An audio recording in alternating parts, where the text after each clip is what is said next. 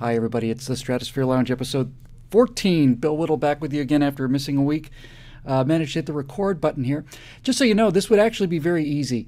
I used to just hit the record button when I'd go on the air. Hi, everybody. And I had to stop doing that because when I uploaded these things to YouTube, the YouTube bot would sense it could sample the a little bit of the Petula Clark thing, and then it get blocked in certain countries, and it said you're a possible copyright violation, and I don't want to do that. So I generally run the music at the beginning and try to run the music at the end, but last time I tried to run the music right after things. I have a sense of what a well-produced show would look like. I just have to do it by myself. And at the end of the show, I'd like to go out to music, but if I go out to music, it flags it on YouTube, so I have to go out, stop the recording, and then go to music. And the time I tried doing that, it wouldn't let me go to music until I decided whether to save or delete the show, and I hit the panic button, and I just deleted the show, so we don't worry about going out to music anymore. Anyway, we're here, and we're going. And once again, you know, you look at the list of these questions, and it's amazing. It's 5 episodes worth of stuff. I'm going to try and go through these a little more quickly than I normally do. A lot of times I get off on a tangent and just start rolling, and I know the tangents are kind of fun, but I make a little bit of an effort anyway to get through these a little bit faster so we can get to more of them. Just before we get rolling, I flew back from Toronto yesterday. A couple people had mentioned that they'd seen me doing some interviews for Sun TV up in Toronto, and I got invited to go up there and talk about threats to civilization, which was nice for me because it gave me a chance to do something that was a little off of my standard speech. I do a Tea Party What We Believe thing. It's like the What We Believe videos. I can't spend as much time on them as I do, so I kind of compressed them and I added a little bit of new stuff. But I also do a bunch of stuff on the beginning of that speech about the Frankfurt School and how we got into this kind of mess, and end it with the Titanic analogy, which some of you heard and I like very much. So I've done that probably 50 times to various Tea Party groups, and I've gotten that down to an absolute science. But it's nice to be able to try something new. And I love my time in Toronto, but I talked about the one thing that drove me crazy, which is the bilingualism, and that was today's Afterburner, which I shot at about 1 o'clock today. It's called Seeing Double, and that should be available on PJTV either later tonight, and once it gets up on YouTube, either tomorrow or the next day, we'll put a link up for that. Anyway, let's get rolling, because we got a lot of great questions and a lot going on in the world as usual. You know, we'll know we're living in a great world when I'll be coming to do the show, and it's like, what do we talk about tonight? I haven't got a faintest idea. So let's proceed, shall we? I got my little groovy 60s kind of Stratosphere Lounge sort of paper clips. Kind of got that Petula Clark vibe to it. And I take these more or less in the order. I select things, you know, and just so you know, if you've had your questions skipped and so on, I look at questions, needless to say, if it's interesting, I grab it. Sometimes there are 2 or 3 that are similar, try to grab those together. And a lot of times if I don't pick something, it won't be so much because it's not interesting, rather than it was something that we've already talked a lot about or maybe just covered last week or something. So anyway, Michael Anderson wants to know if libertarianism is the future of the GOP and when will we see a libertarian nominee. And the reason that one really interested me to get started was I just finished reading Free Market Revolution by Yaron Brook and Don Watkins, both of whom I've interviewed at PJTV from the Ayn Rand Institute. And I know objectivism isn't exactly libertarianism, but they're close enough so that they question triggered my interest in responding to it. I get a lot of these kind of books, you know. I get a lot of advanced copies of books, and you know, I get The Destroyer by David Limbaugh and all of them. And not to single that book out, because a couple of them, like Levin's book, was just tremendous. Everything Levin writes is tremendous. But a lot of these books, frankly, are impenetrable, especially the ones that have like subtitles, you know, and they all have subtitles. Even the book that I just mentioned that I like has a subtitle, How to Return America, Kill the Era of Big Government or something. But when you get a book that's basically, you know,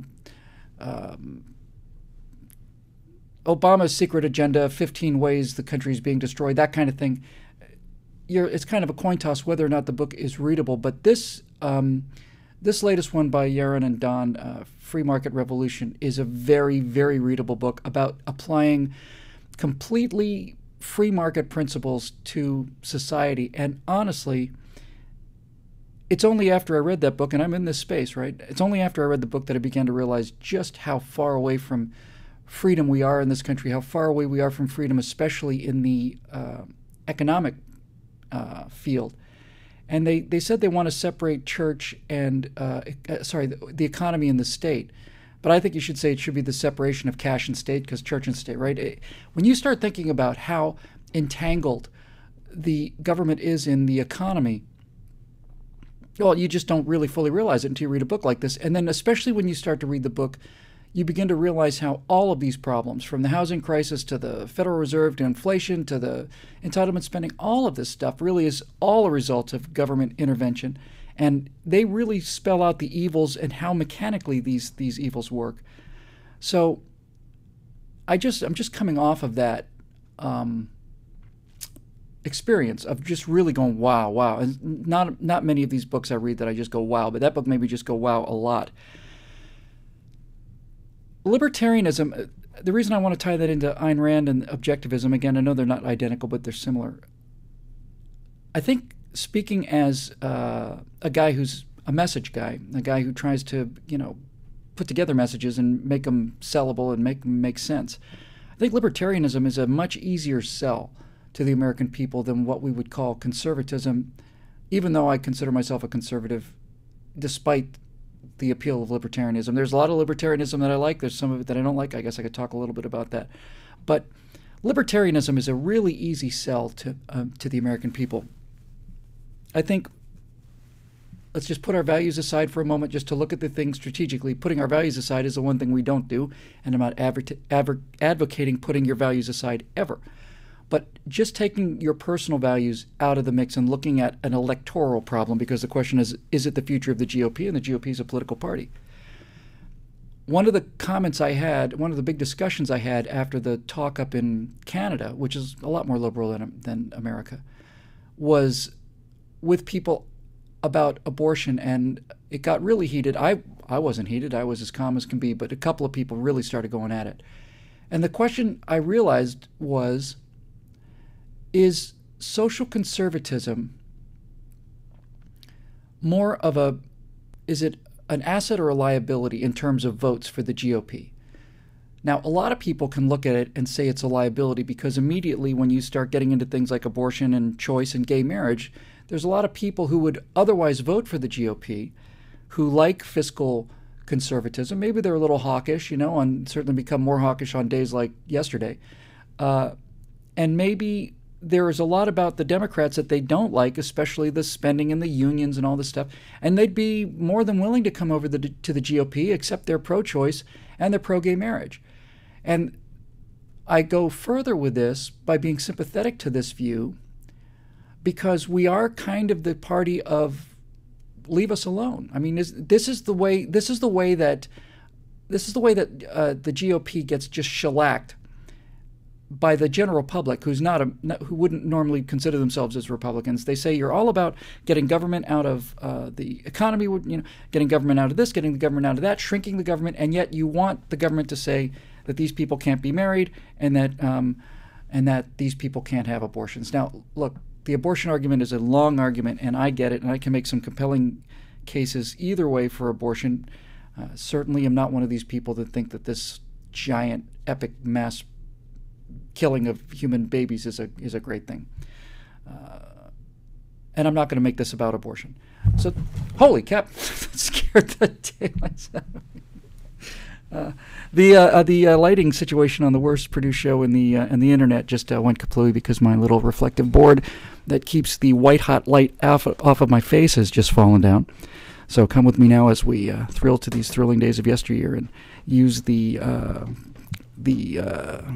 what was I propping this up with? Oh, my computer bag. Yeah, let's try that. I just thought I thought somebody was coming after me. Got to be quick-witted. Got to be quick-witted in this business. Got to be fully prepared, fully armed. I got a rocket launcher in my sock. And by the way, mic sounds a whole lot better right here, doesn't it? If I had a mic stand, and I guess I'm going to have to invest in one now that I can hear how awesome this mic is up close. There it is sitting on the table, and it's not nearly as nice. I just make these lights do more or less what they were doing before. Anyway, where was I? Oh, the social issues. So the question becomes, do you get more people by having social conservatism in the GOP platform? Because things like gay marriage and things like abortion are in the GOP platform. Now, the first inclination, I think, the knee-jerk inclination is to say it hurts us. But what you can say also is that we can't, this is one of these things where it's easy to count the hits and not so easy to count the misses. In other words, a lot of people vocally say, I would vote for the GOP if abortion and gay rights weren't on the table. But there's also a lot of people that do vote for the GOP because these things are on the table. And this becomes the big question. You start to get into some very deep issues here, because one of the things that I maintain as a conservative, and one of the things that that I think the Founding Fathers understood, well, certainly they understood it, because this is the only place I can reference it from.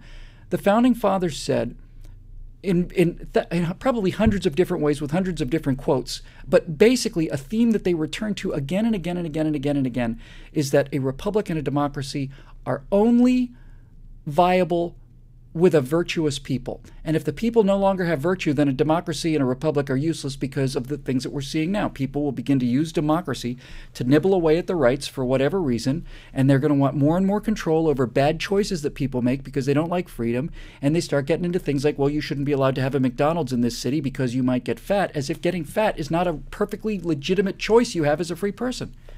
You should be able to eat as much food as you can buy if that's what you want to do. That's my opinion. I don't have any problem with that at all. You want to smoke a pack of cigarettes a minute? Sweet. I don't care. It doesn't bother me. And this is one of the great reasons why socialized health care of any form is so pernicious and destructive, because, as I've said earlier, if you have socialized health care, then all of a sudden I do have a stake in your well-being. If you're 500 pounds, you want to ride a motorcycle without a helmet and smoke all these cigarettes and do all this dope, it's none of my business, I don't care. As long as I don't have to pay for you keeling over or try to keep you alive after you've keeled over. But, you know, that's that kind of libertarian view, and I tend to lean that way. So the question becomes really, what does the social conservatism get you? From an election point of view, you may say it hurts more than it helps. But there are deeper issues here. And this would be a good time for me to recount an experience I had up in Toronto just a couple days ago. I did a couple of interviews for Sun TV, and then the Toronto Sun interviewed me outside of Starbucks. And the reporter was a really nice young lady, Indian lady, and couldn't be nicer. But right off the bat, she said, "What are you here to talk about?" I said, "I'm here to talk about the threat to civilization." "What do you think the threats to civilization are?" I said, "Well, primarily, while everybody thinks the threats come from outside, I think the threats that end a civilization come from the inside. So my feeling is the greatest threat to civilization is that we don't appreciate or are unwilling to talk about the fact or feel guilty about saying things like, Western civilization is not only the greatest civilization on the earth, it's the greatest civilization in the history of the earth and is superior to every other civilization that's ever existed." And you could see her just gasp. So what's the problem? She said, I am getting to the point here. She said, "Can you really, I mean, what makes you feel like you can say that?" "What makes me feel like I can say what?" "That Western civilization is better than all the others." "Because it is." "I don't know if you can say that." I said, "Well, do you think that my attitude should be, why are you here? They said they were going to send a reporter. I'm not going to talk to a woman. What the hell does a woman know about anything? Get back to the kitchen. Make me a sandwich.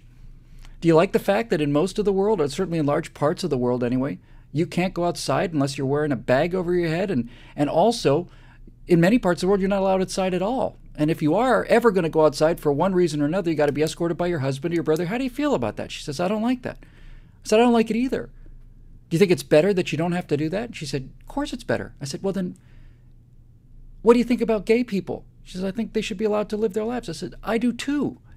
So what do you say to societies where these people are strung up by construction cranes in the town square?" "I'm against that." "I'm against it too. Don't you think it's better to live in a place where you should be free to walk down the street with whoever you want to?" "Yes." I said, "So what you're basically saying is you agree that every single thing that makes up Western civilization is better than in the rest of the world, but you can't just come out and say it's better?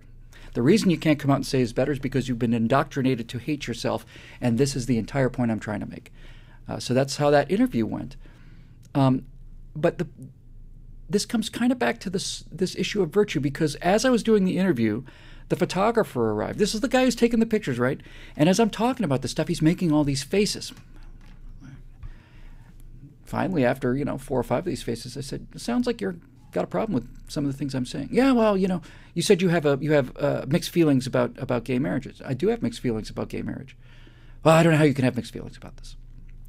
And then we spent an hour, which is more time than I have to spend with this question tonight. But we spent an hour on gay marriage. And what I tried to explain to them was, I've grown up, as a theater major since I was 17. I've grown up around gay people. I'm in the entertainment business, gay people everywhere. I had a gay housemate. We had our own rooms at a 2-person apartment.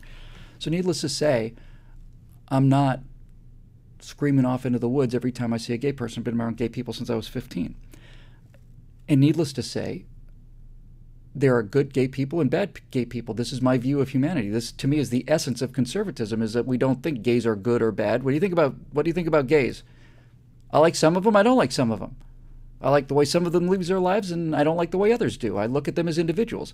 But what I said to them was, I said, my natural inclination is to let people, if they want to get married, let them get married, because my natural inclination is it's none of my business what they do. With that said, I also realized, as I've become aware of things and as I start thinking about things that I used to utterly just not think about at all. I told this woman, I said, I used to be a lot more liberal. And she said, "Well, what changed?" I said, "Well, when I was a liberal, I passionately believed in things I knew nothing about. Now I try to passionately believe in things that I try to find out something about." And I said, here's the thing I have with gay marriage. The photographer said, "What difference does it make if somebody else is married? How does that affect your marriage?" I said, "It doesn't affect my marriage directly, but it does affect the society. And it does mean that you're starting to pull threads out of what used to be denim and is now turning into gauze. You are pulling threads out, and there are unforeseen consequences. And if I'm going to back gay marriage, I am going to, at the very least, take a look at what the possibility of some of these unforeseen consequences may be. I can't see how you possibly could say such a thing." Let me tell you how I could say such a thing. The same thing that makes me want to say I have no problem with gay marriage makes me want to say I have no problem with single motherhood either, right? A woman is pregnant. She's not in a marriage with a guy. She got pregnant either through her own, I was almost going to say promiscuity, but I mean, I've had promiscuous moments in my life, but I don't have to carry the consequences of that. So all of these things, right? Let's just say you've got a single mom. And if you're a feeling person, you say, well, should we remove the kind of opprobrium and the shame against single motherhood? It seems like a nice, reasonable thing to do. And should you have a support system for women who have children to raise, and either they're working one job or they've got no health care, or not health care, daycare? Yeah, that seems reasonable. That seems reasonable. And then all of a sudden, all of these things that seem reasonable and harmless 40 years after they come into society produces a society where you have enormous population of the United States. An enormous population is perpetually on welfare, perpetually, for 3 generations now on welfare. And you have women who have 7 children with 7 different fathers. And not only are these women slaves, but the children are slaves too. They'll never get out of this. They've been raised their entire lives without a dad. Their moms are totally overstressed and incapable of giving them anything that's going to get them on their way out of this kind of living death that they're born into. And furthermore, they are a product of an entitlement mentality that they've experienced, that their parents experienced, and their grandparents experienced. So there's entire populations of people that are doomed to slavery in America in 2012 because of the fact that they were born out of wedlock to single-parent homes with 5 or 6 or 7 different fathers, and all they do is they wait for their check to arrive in the mail. Now, if you had told me and proven to me that this would be the inevitable consequence of doing the right thing and being nice to single moms, I would have said, I may have to give this a second thought. Now, this guy said, do you think that gay couples can raise a kid better than an abusive hetero family? And I said, categorically, I think that a loving gay couple will raise a child better than a abusive hetero family. And I also believe that a loving hetero family will raise a kid better than a loving gay family, because I happen to believe, based on evidence that's been put before my eyes and the evidence of my own experience, that that gender is not a social construct. It's partially a social construct, but it is also partially not a social construct. And if you leave a bunch of little boys and little girls in a room, the little girls will all cluster together in a group, and they'll all face inward, and they'll start talking to each other, and they'll start to get into connections and start developing interpersonal relationships and all this other stuff. And the boys, instead of looking inward, will start looking outward. And little boys will start making guns out of sticks. They don't even know what a gun is. They naturally start looking for weapons, and they start treating things, they start mock fighting behaviors. And little girls start nurturing things. That's not to say that there aren't little girls that want to play with weapons, and it's not to say there's not little boys that want to play with dolls. It seems to be built into the human structure, and frankly, given what I know about biology and evolution, I would be astonished, amazed, and otherwise completely appalled if it turned out that wasn't true. Somebody here says it's a poor analogy. Gross misuse of analogy. Single mothers are equal to gay couples. Why? They're not equal to gay couples. I'm not trying to make the case they're equal to gay couples. What I'm trying to say is that when you authorized, socially authorized, it's the only term for it, single motherhood, and when you took away all of the constraints against single motherhood, and when you subsidized them through the government, there were any number of downstream consequences that were absolutely unexpected, but nevertheless came true and totally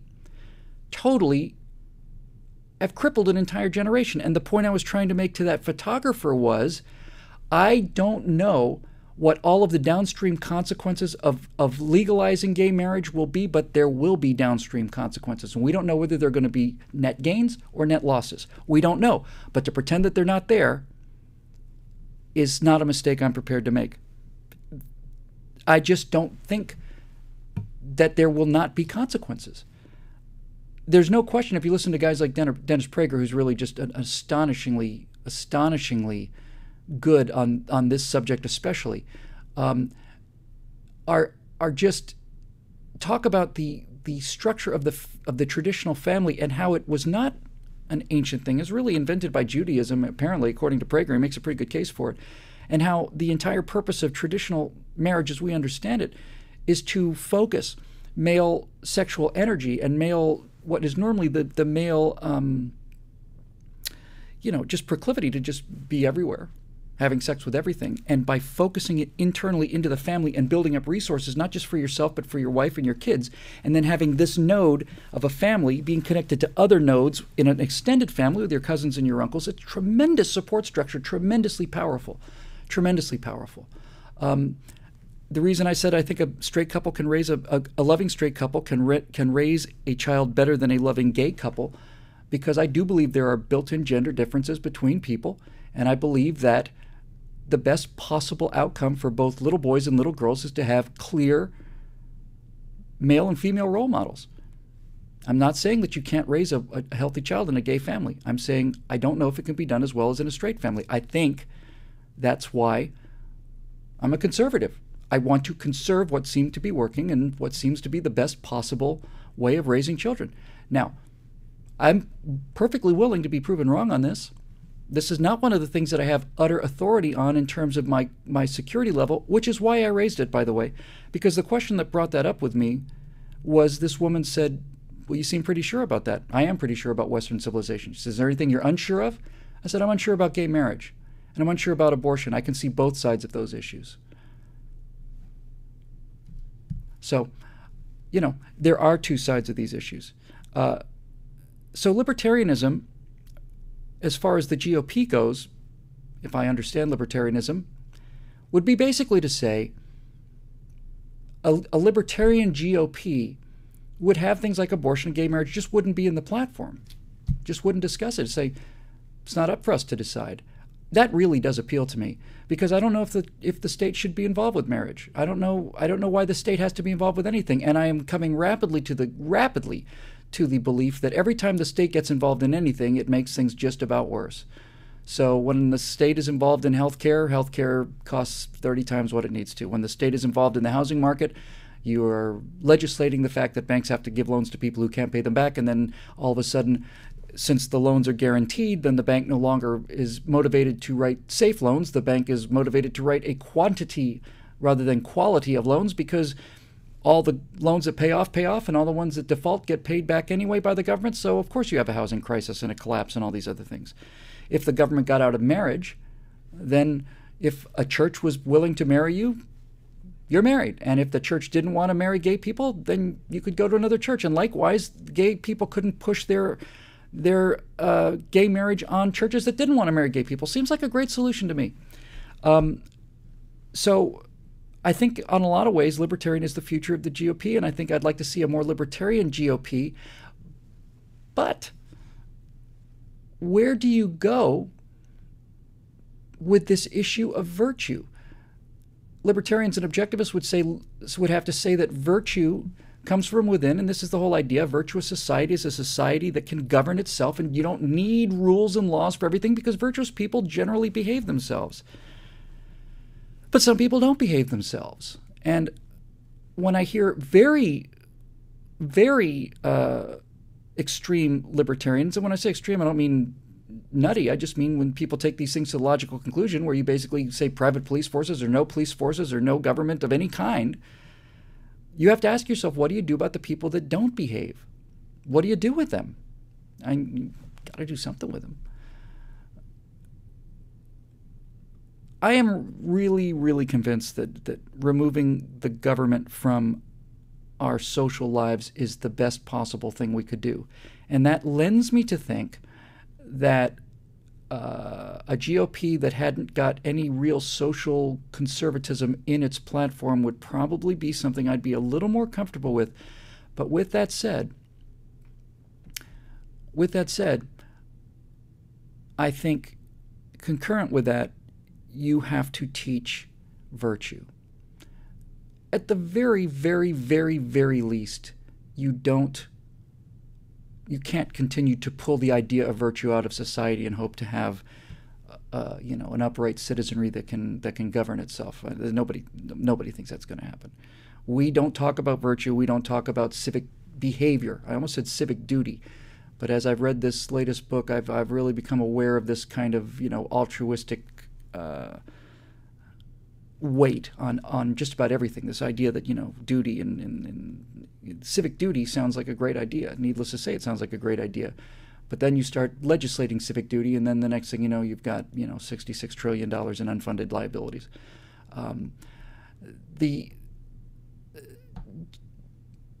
I see somebody here has written, "That's not libertarianism, Bill," and I'm obviously going to have to get an education of some kind, because every time I say anything about libertarianism, there's always somebody to say that's not libertarianism. I can assure you that I have had libertarians tell me everything that I've said, that's libertarianism.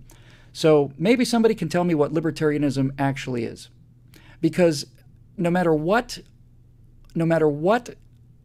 I hear libertarians say, when I echo that back, other libertarians say, that's not libertarianism. And I'm getting a little frustrated with it, to be perfectly honest with you.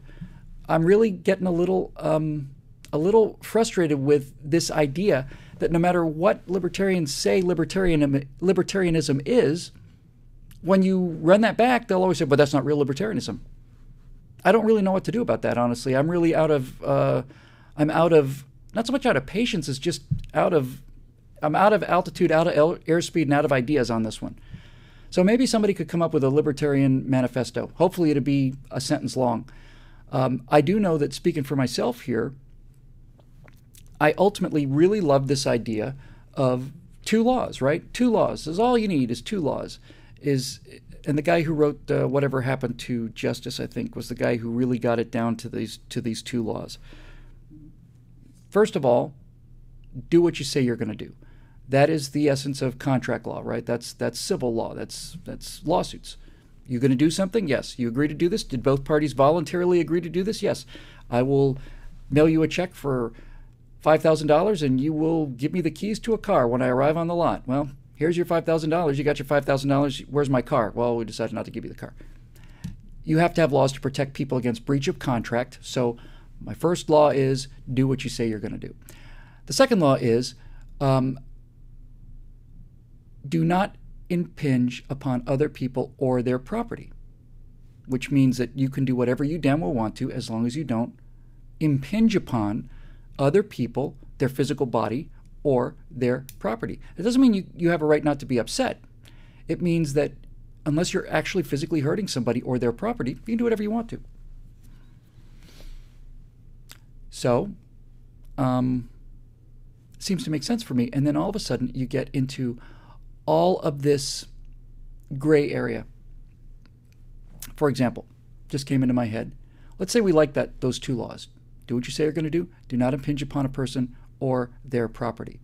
That tells me that if a person puts up a lawn sign that I like across the street, I don't have any right in that society to tell them to take it down. I don't have a right not to be offended or upset by what somebody else does on their property and their own lawn. So far, so good. But what happens if they're playing their music loud? And what happens if they play their music loud all night? And what if they play their music loud all night, every night, and I can't get any sleep? Now, am I being impinged upon? I feel like I'm being impinged upon. Am I physically being hurt? No, I'm not being physically hurt. Where do you go with this? That's an interesting question, isn't it? I mean, really, does a person across the street have the right to play their music as loud as they want to at any time of the day or night, yes or no? And if the answer is yes, then libertarian society, if libertarians say the answer is yes, I'm going to play both sides of this question because I don't know. If libertarians say yes, that guy's got a right to play his music as loud as you like, and if you don't like it, you can move or whatever, then libertarian society is going to be filled with gunfire, and I'm going to be doing most of the shooting. If, on the other hand, the question is no, if playing music loud is impinging upon me, it's his swinging his arm and it's hitting my nose, then the question starts to become, how loud does the music have to be? How long is it played? And at what hours? And then you start getting into all the laws, right? You start getting into laws. So I'm not exactly sure how this works in reality. I do know that I do know that we are being, maybe it is infringed. I might have said impinged or infringed. I don't remember. Infringed upon, I guess. Impinging is affecting somebody and being infringed upon, I don't know. Hurt by somebody, right? Hurt in some form or another. So I don't know where this goes. And but I'll tell you this, I wouldn't mind having this discussion nationally. And the one thing I am 100% sure of is that we have so much government and regulation and law that needs to be not just pared back, but just cut loose and bulldozed down at the root, that we can go an awful long way before we start getting down to some of these core issues. And look, I told you I'd be quick on these things. I spent 40 minutes on one question. Anyway, I think a more libertarian pose is definitely the future of the GOP.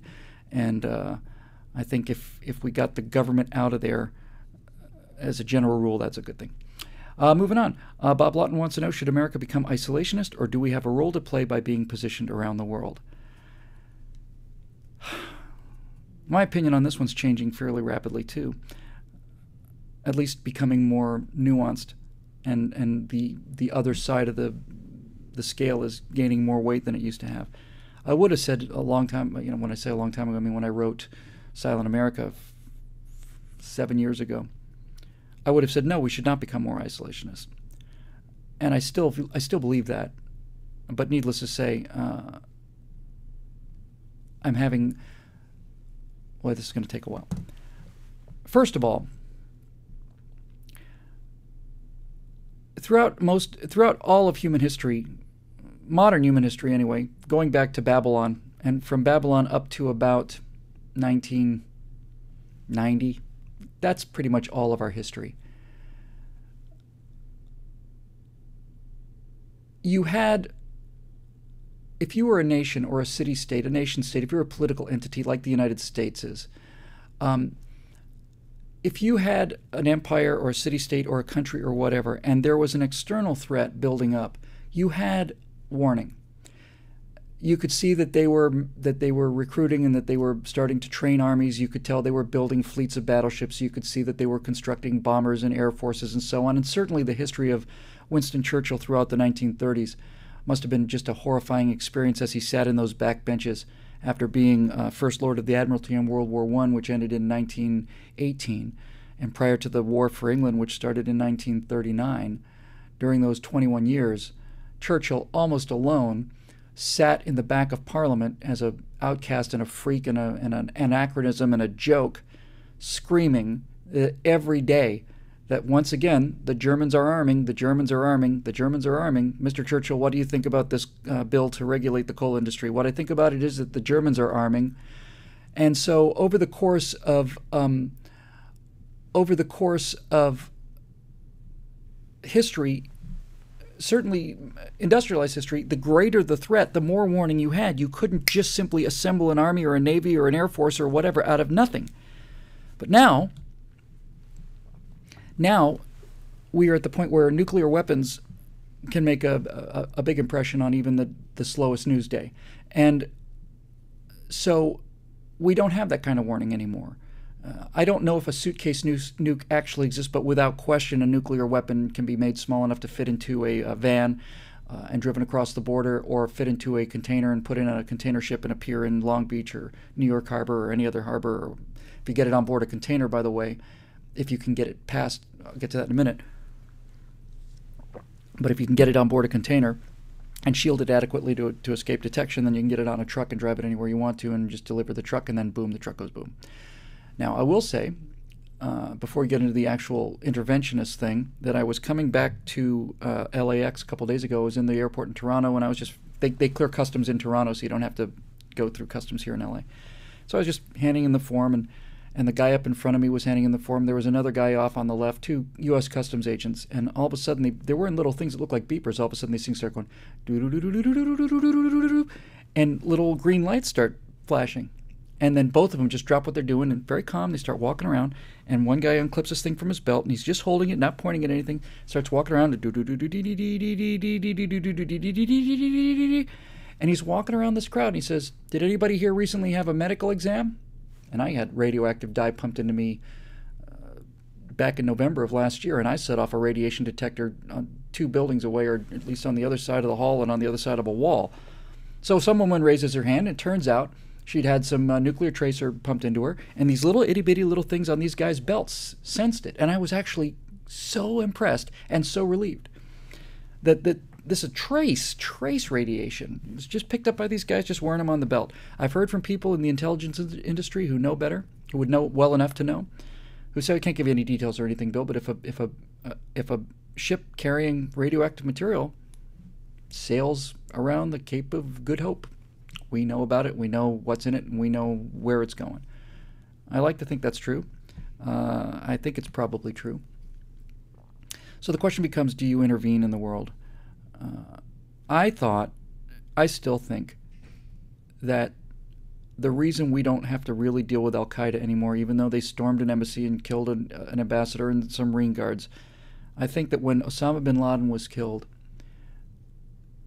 it was so much of almost, if you look at it in terms of Al-Qaeda, certainly happy it happened, but it was such almost an afterthought. In fact, if you had asked me on September 11th, when Osama bin Laden finally dies, would it be, look, on September 12th of 2001, we all thought if Osama bin Laden dies, he's going to die as he's directing the outplay of his terror empire from his underground complex, surrounded by people with telephones and video screens. And if you told me that he was going to die in a crappy, rundown, badly built piece of crap apartment building, sitting in a one-window room on the floor, wrapped in a blanket, looking at a black and white TV with wires coming everywhere, and he's watching porno and old videos of himself. If you had told me that, I simply wouldn't have believed you. What that really means is when Osama bin Laden was killed, Al-Qaeda had been destroyed for years. Years had been, when I say destroyed, I mean operationally destroyed, in the same way that Nazis are operationally destroyed. Are there still Nazis? Of course there are. There's Nazis everywhere. There's Nazis all throughout this country. There are a secret society of Nazis. There's Nazis all around the world. There always will be Nazis. But that doesn't mean that Nazism is a threat anymore. Nazis are not a threat anymore. And you have to be on the lookout that they don't become a threat again. This is why my theory of terrorism suppression is you always have to mow the lawn. And the minute you put your lawnmower away, it's time to start mowing the lawn again. The grass starts growing. The second that lawnmower goes back into the garage, in my view now of America's military role in the future, is not to fight these giant battles against evil, but we've got to simply just mow the lawn. I believed at the time, and I believe today, that the war in Iraq was a good war and a necessary war, and I believed in both parts of the strategy that were outlined to me, and apparently were never heard by anybody in the mainstream media or any of these liberals. And the two fundamental ideas behind the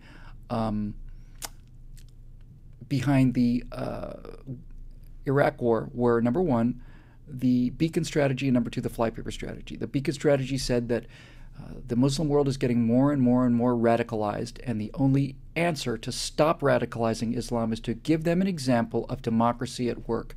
You take the worst dictator in all of the Arab world, and that's saying something, and rather than replace him with another dictator, you replace him with a functional representative democracy, and that will give people hope. And before Barack Obama messed up the transition, simple routine paperwork, which would have kept Americans there in a non-combat role with bases supporting the Iraqi troops, Iraq was stabilized. The surge worked. The surge showed the Iraqi people that we were there to stay, and that it was all right to vote for a future that consisted of rights and an economy, because we were going to stay long enough to make sure that these al-Qaeda savages didn't murder them all. And then, of course, we walked away. And likewise, when we were in Afghanistan to stay and to win, our casualties were relatively low, but once we announced to them that all you have to do is outwait this certain deadline, then needless to say, they know that we're going to leave, and they start the killing again, and now we've got a mess there. So while I believed while I believe there's a case to be made for interventionism, I am now much less willing to do it simply because of our own American vacillation, our inability to live up to our own promises. The great example of this, if you don't like intervening in the Middle East, and I don't either, then what about the Poles, right? What do we do about the Poles? Here are people who've been probably ground between giant stones more than any other people on the face of the modern earth anyway, crushed by the Nazis, crushed by the Soviets, ground to bits. And the Poles have the courage to stand up to this Russian bear, which is not on the other side of the world like we are, which is right on their doorstep, this giant, towering evil force that's been on their doorstep as far back as they've been Poles, and to say, no, we're going to side with these guys on the far side of the world because they seem like decent people and we like what they believe in. And so they go ahead and go way out on a limb, and they put in a missile defense system, and then they go to take all the heat for that, and the next thing you know, Barack Obama decides he's going to say publicly, yeah, we're gonna sell him out, and just inform Vladimir not to do anything, that's going to embarrass me between now and my re-election, because it'll be a lot more flexible in terms of giving away our allies and our own protective system after we don't have to, face another election. So where I'm becoming now is I'm becoming a little more convinced that we need to do things like support people like the Poles, regardless, and that our support for other democracies and other free countries and things of that nature needs to be eternal. It needs to be, our support for people like Poland needs to be not just a question of an administration policy, it needs to be American national policy, and our support for democracies and allies like Great Britain, Canada, Australia, Poland, Germany, all these people should just simply be eternal. When I say eternal, I mean until they change being what they are. Then you start getting into things like intervention in places like Iraq and Libya and Egypt and so on. And then you start getting into this. I'm certainly long abandoned this, what is the Powell doctrine of if you break it, you buy it. In other words, if we're going to go in and have military action in a country, then we have to invade the country and we have to stabilize the country, we have to set up a government and all this other stuff. No. I think we really just honestly, at this point with Iran, need to just say, if I was look, I know I'm kind of rambling tonight. Let me just give you this one as clear as I can. If I'm the President of the United States of America and I'm the Commander-in-Chief of American forces, my response to Iran would be this. It is clear to some of us here in America that Iran declared war on the United States of America in 1979 and has been at war with America since 1979. Now, we have chosen not to think of ourselves at war with you, but as of this moment now, as of this speech to you directly, as of this evening, we are at war with you because you are at war with us. So, let me make myself crystal clear. If you decide to join the Commonwealth of Nations, we'd be happy to trade with you. We'd be happy to do what we do with 99% of the other countries in the world. But since you have declared war on America and have been at war with us for 40 years now, let me explain to you what's going to happen here. Of the 4,000 American troops that we lost in Iraq, fighting for freedom in Iraq, we know that most of them, the large majority of them, were the result of improvised explosive devices that were either designed by, made by, implemented by, or detonated by Iranian agents. So the next time that an American takes a casualty, next time American is killed and it can be proven conclusively that Iran was behind it, Iran is going to lose a military installation. It may be a patrol boat, it may be an Air Force base. We'll decide based on the scale of the outrage, but they will not just lose a person, they will lose an installation. The United States of America has not paid for the largest military on the face of the earth in order for us to keep it as a museum piece suitable for be trotting out for, inspiring Navy ads. And when I say lose an installation, don't misunderstand me to mean that that means that we're going to launch a ground invasion and we're going to take casualties. It's just going to go away. It's going to be there one moment and then it's going to be gone.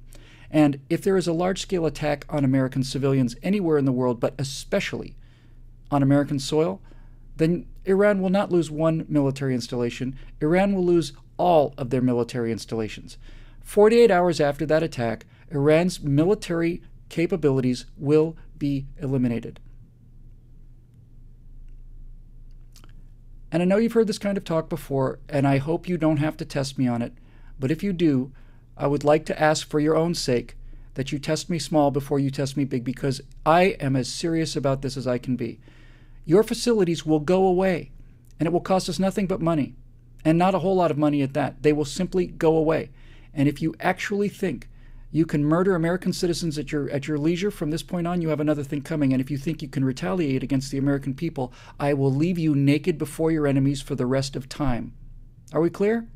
You will lie naked before your enemies for the rest of time, because this is the power that we wield in the West. And unlike many people that come before me, I'm not afraid to wield that power, and I'm not ashamed to wield that power.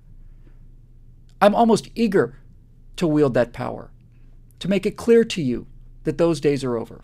Thank you and good night. And you know what would happen? I'll tell you what would happen. One or two more of these little things would happen. An IED would blow up someplace or some little thing, and you'd trace it to Iran. They would test you. Of course they would test you. And I would do exactly what I said. I would try to make as sure as I could be that there would be no civilian casualties. And if it meant a patrol boat or something like that, I'd do it. And if they decided to ramp it up, I'd ramp it up too. But I would make it clear, and I would make it instantaneous. Instantaneous. I would make the announcement.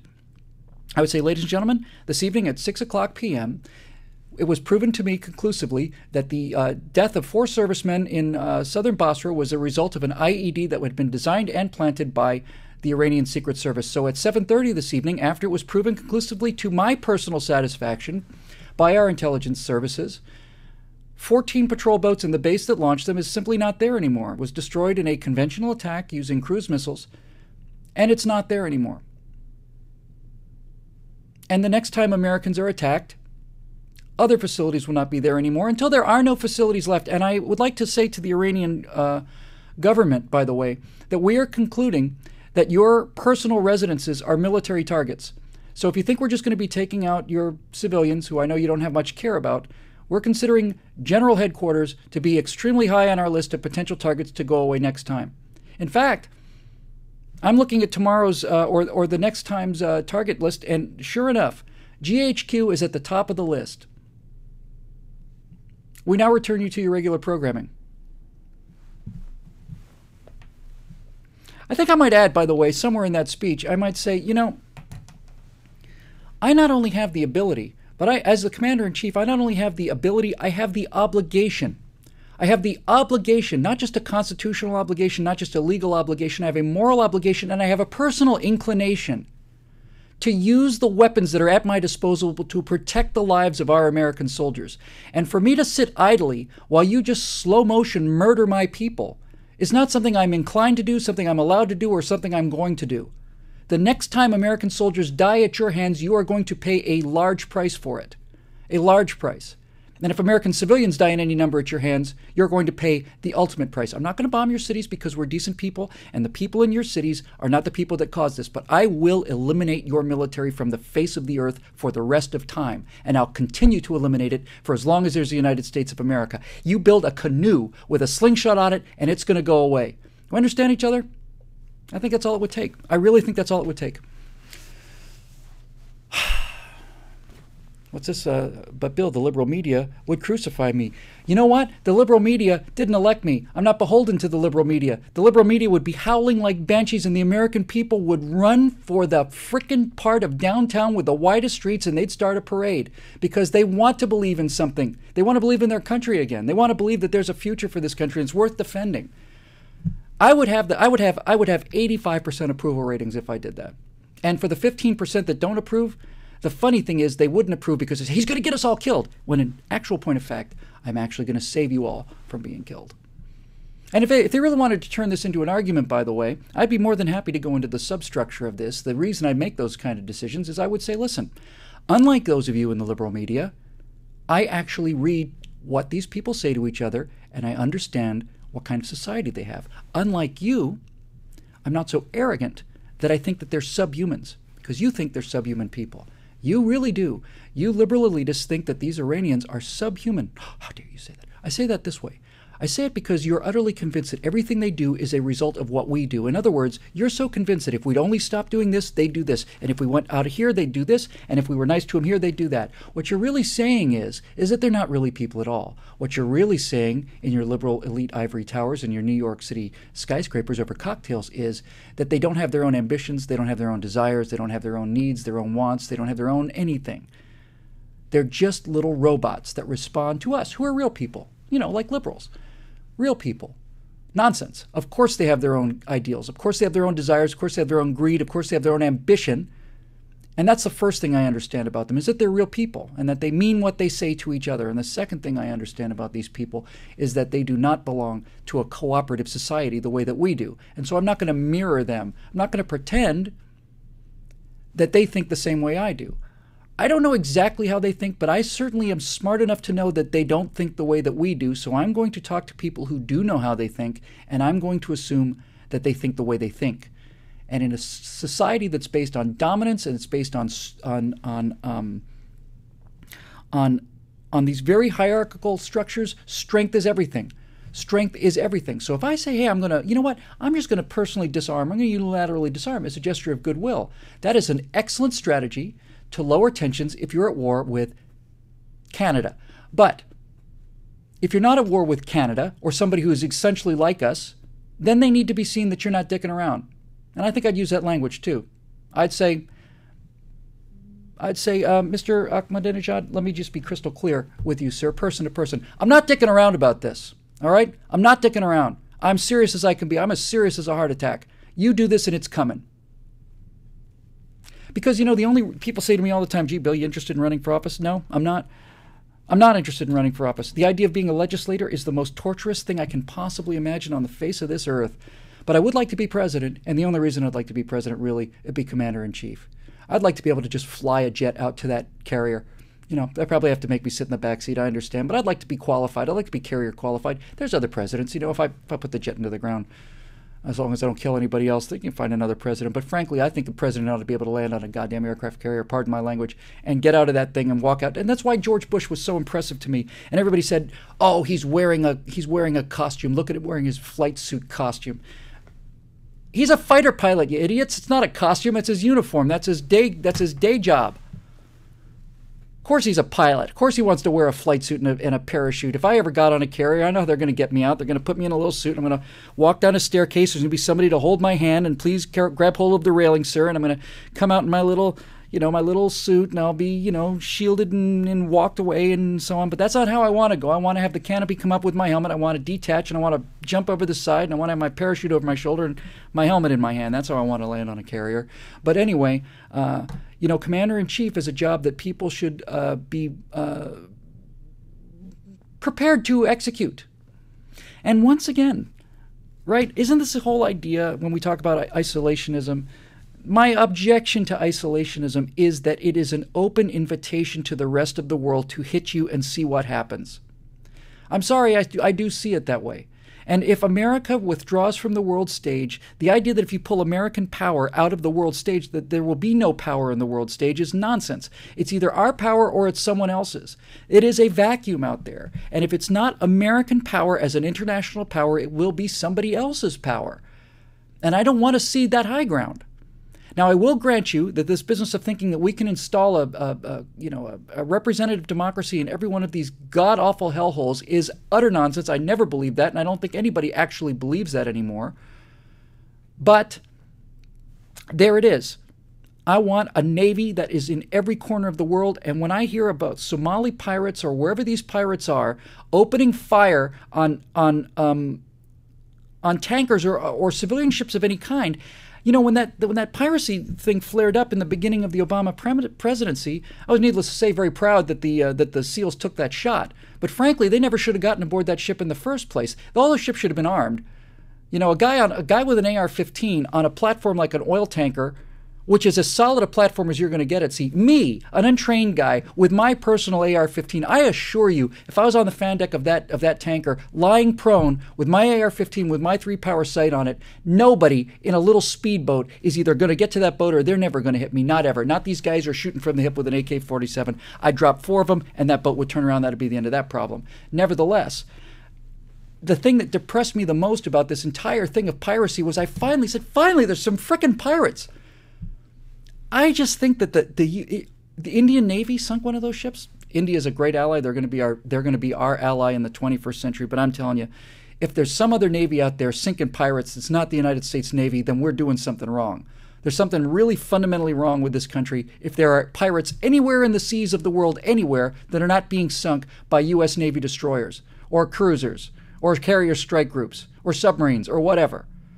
Don't we run war games? Don't we have war games where we tow targets out there and try and see how good our gunnery is? My God, man, you've got moving targets out there. They're murdering people. They're stealing everything they have. All you have to do is sink 30 or 40 of these things, and you watch what happens to the piracy problem when the U.S. Navy shows up with guns blazing. It's over. And this is the entire theory of me not being an isolationist, of me being an interventionist. What I want is a muscular foreign policy that is so pervasive in the world, so fair and decent, and never starts anything. We don't want territory. We don't want territory. We don't want to control shipping. We don't have to because we're good at what we do. But anybody raises their finger to us and actually hurts some of our people, then those people need to be smashed with a hammer on the thumb, right? Immediately. It needs to be immediate. It needs to be clear. It needs to be connected to the outrage.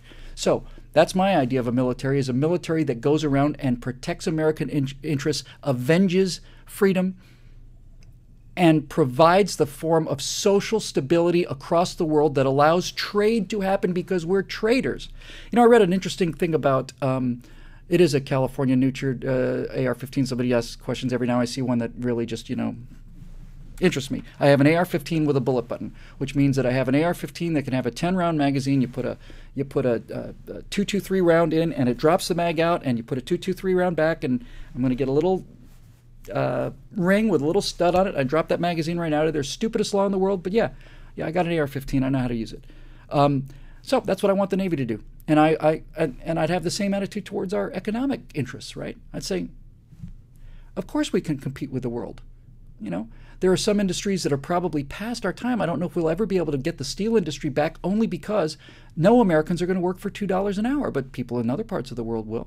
So, nevertheless, I think that the United States can compete economically with anybody, so I don't have to worry about trade protectionism. But I do want America out there in the fight, and I don't want us hobbled by things. And if somebody's giving us trade nonsense, then hit them back. Hit them back. I know I kept telling you how I wasn't going to digress tonight. We've got another half hour, but yeah, we got 2 questions down. It's just crazy. But once I get lubricated, it gets more and more fun for me. One of the things that I read that was so interesting was I was reading about game theory, and I was reading about cheating, and I was reading about the prisoner's dilemma. And the prisoner's dilemma is a mind game. It's a mathematical game as well, really. And the prisoner's dilemma is a way of trying to simulate the rewards and the penalties of cheating. And basically, it's a long story, but basically what the prisoner's dilemma says is, it sets up a situation where if you screw the other guy, you get a little benefit. If you screw him and he screws you, there's a little penalty. If you screw him and he doesn't screw you, it's a great gain. If he screws you and you don't screw him back, then it's a great loss. It's a little complicated, but the point I'm trying to make is this. When you run this game again and again and again, you find that the best strategy is to screw the other guy because it mitigates your loss. And it means that if he doesn't screw you back, it means a big win for you. But that's only when you run it one time. When you run the game called the iterated prisoner's dilemma, where in other words, that's just one round and you keep playing another round and another round with the same opponent, then it turns out that screwing the other guy is not the best strategy at all. You would think that cooperating all the time would be the best strategy, but then if you cooperate all the time, he's going to learn that he does best by screwing you all the time. So cooperating all the time is not the best strategy, and it turns out that the best strategy, when you're playing against the same opponent, when you have a relationship with them again and again and again, whether to trust them or not trust them, screw them or not screw them, the best strategy turns out to be tit for tat. And that means you start with trust. You always start with trust. You never start by screwing the guy. You always start with trust. So you trust the guy, but if he screws you, you have to screw him back. And you have to hit him back. And then if he comes back with a stop screwing you, then you stop screwing him. Tit for tat. Whatever you lead nice, but whatever he does, you do to him, and then see if he wants to play ball. And this is my essence of why what I think the economy and the military should be. The U.S. military should be a tit-for-tat military that basically starts out as nice as can be. How are you? Can we tow you to shore? Welcome. Congratulations. Glad to see you. Hey, how's it going? Yeah, of course we'll have an open harbor day where you can all come on board and see our white uniforms and look down the barrels of the big guns and take your pictures. Awesome. We're a friendly Navy because we're a friendly people. Somebody starts shooting on ships that are carrying cargo that doesn't belong to them, then we're not a friendly Navy. Then we go out and sink these little hunks of driftwood. And we rescue the crews because we're not inhuman. We rescue the crews and we take them to the country where they came from and turn them over to their authorities. They want to get in another boat and come out and try it again, we'll sink that boat too. If we can rescue the crews, we will. But we're not going to not sink the boat in order to save the crews. We're not going to say, ooh, abandon ship first, so there's no consequences to your action. No. Your pirate vessel, we're going to open fire on the pirate vessel, and we'll rescue survivors. Piracy goes away when that happens. It's so easy to understand, right? And Iran goes away, and all these bad guys go away because they're incompetent failures, and they know they can get away with it and suck all of the blood and energy and money and influence out of the West because we're a bunch of wimps. We're a host organism. We'll fix that eventually, or we won't, I guess. Let's talk a little bit about the embassy, I guess. Both Rush and Glenn Beck said that, I'm sorry, this is Dave Rudat. Bob Lawton was the guy who wanted the the isolationist question. Dave Rudat says both Rush and Glenn Beck said that an attack on an embassy is a declaration of war. I'm not sure if I agree. Is it just because the embassy is considered to be on our soil? Yes, it is a declaration of war, and the best way to think about this is this. It's the same kind of thing that guys not wearing uniforms are shot as spies or considered illegal combatants. When an embassy is established in a country, it's pretty clear that the embassy is not capable of withstanding a siege, let's put it that way, right? It's a room with people whose primary skills are not military conflict. It's not a military base. It has security protocols, certainly, and it's got a wall, but it doesn't have an army or small army of guys ready to defend it with airplanes that can be scrambled and defend the perimeter. It's a civilian operation. And so when you have a civilian operation in the form of an embassy, you are basically extending your neck to other countries. And every country is extending its neck to every other country. You're basically saying that these people are non-combatants.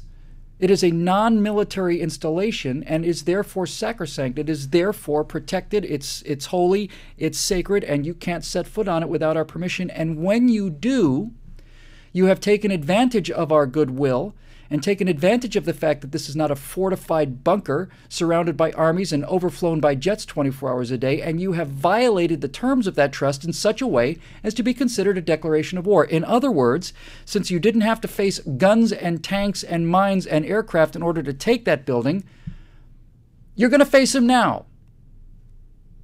And I would have said, hey, if that embassy is overrun, I don't know. No, I do know. It took me a second to figure out what I was going to do, because my natural inclination is just to open fire on the people who are murdering our diplomats. That's my natural inclination, just to open fire on those civilians. But you realize you can't do that. You don't know how. You don't know who's an instigator, and it's civilians. They're civilians. But you do know that if the government allowed that, if these people are, they're students at the university, well, then they're either put on trial and executed for the murder, or if they're not, then another installation of your country is going to go away. And if that had been Libya or whatever, I would have just simply said, okay, all right, we're first of all, we're withdrawing all of our embassy, needless to say. We'll let enough time for our allies to withdraw their embassy. And then for every person killed, they're going to lose a military installation. I mean a base. I don't mean a tank. I mean a depot, or not a boat, a base. And since you're violent, savage people with violent, savage habits surrounded by other violent, savage people, tell me how you like the future of your entire civilization lying there naked without the means to defend yourself, because that'll be the consequences of your action under the Whittle administration. That's why I think an embassy is our soil. Let's see if we can get some of these out of the way. I'll go long tonight, too. I've got nothing else to do. Pathetic. Pat Bigos wants to know, in your opinion, who are the top conservative thinkers in the nation? Proud to say that not only do I think there are top conservative thinkers in the nation, I happen to think that there are only, I think the only thinkers in the country are conservatives. There are no, I took this question to answer this question specifically. I'll tell you who I think they are in a minute, but the thing that's so astonishing to me is there is no one on the other side who is doing any serious thinking at all. I'm so sorry, I hate to do this, I hate to go back on it. Just glance over the thing, and 13 Shades says, any thoughts on the apology? The White House disowned the apology, but we've heard this kind of apology coming from them before, and this I did want to talk about because it's so outrageous. There are two things that just simply boiled my blood beyond the sight of our ambassador being carried through the streets of these hellholes. Apparently, he went back to get his people out. He was relatively safe, and he apparently, as I understand it, went back to get his people out. That man's a hero. Two things that apparently happened today make me more crazy than they normally would. One of them is, I haven't seen this sourced, so I'm prepared to believe that this may not be true, but I've heard it from several different places, was that Barack Obama's first words about the ambassador were that it was a great tragedy because this ambassador had provided tremendous service to his administration. I'd like to thank this ambassador's service to my administration. Yeah, they all died for you, Barack Obama. They all died for Barack Obama. They all threw themselves in front of the statue of the dear leader for my administration, you miserable, hopeless, worthless, no-good-for-nothing, narcissistic, self-serving bastard. These people died for the United States of America. They didn't die for your administration, you pathetic, pathetic, disgusting lowlife of an individual. And the second thing, of course, the larger thing is this idea, which they said, well, it was just the administration, it was just the Cairo embassy.